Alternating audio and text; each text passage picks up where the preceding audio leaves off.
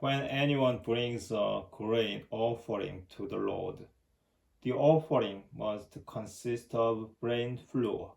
The offerer shall pour oil on it and put frank, frankincense over it, and bring it to Aaron's sons, the priests. A priest shall take a handful of the grain flour and oil, together with all the frankincense, and shall burn it on the altar as a token of the offering, a sweet smelling oblation to the Lord. The rest of the grain offering belongs to Aaron and his sons, a most holy portion from the oblations to the Lord. When you offer a grain offering baked in an oven, it must be in the form of unleavened cakes made of bran flour mixed with oil, or of unleavened wafers spread with oil. If your offering is a grain offering that is fried on a griddle, it must be of bran flour mixed with oil and unleavened. Break it into pieces and pour oil over it. It is a grain offering. If your offering is a grain offering that is prepared in a pan, it must be made of grain flour, fried in oil.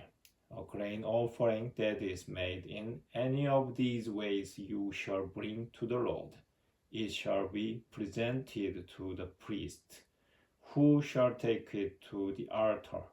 The priest shall then remove from the grain offering a token and burn it on the altar as a sweet-smelling oblation to the Lord. The rest of the grain offering belongs to Aaron and his sons, a most holy portion from the oblations to the Lord. Every grain offering that you present to the Lord shall be unleavened, for you shall not burn any leaven or honey as an oblation to the Lord. Such you may present to the Lord in the offering of the first produce that is processed, but they are not to be placed on the altar for a pleasing odor. You shall season all your grain offerings with salt. Do not let the salt of the covenant with your God be lacking from your grain offering. On every offering you shall offer salt. If you offer a grain offering of first ripe fruits to the Lord, you shall offer it in the form of fresh early grain, roasted by fire, and crush it as a grain offering of your first ripe fruits. You shall put oil on it and set frankincense on it. It is a grain offering.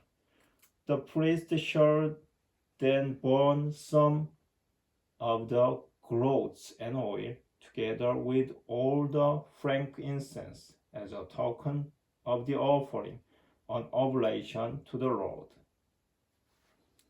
To the Lord.